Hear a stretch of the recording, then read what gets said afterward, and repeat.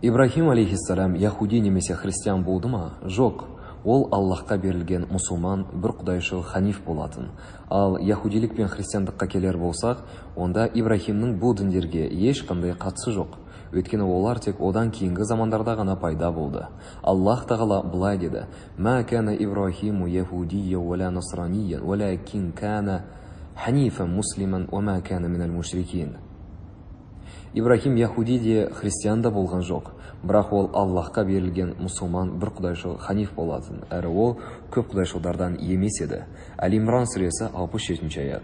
Сондай-ақ Аллах тағала Әл-Имран сүресінің 65 аятында былай деген: «Я ахлал китабе, лима тухаджуна фи Ибрахима, ва ма унзилатит таурату вал инджилу илля мин ба'дихи афала тaqilun».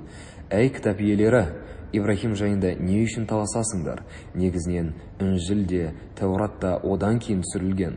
Ойламайсыңдар ма? Әл-Имран сүресі 65 аят.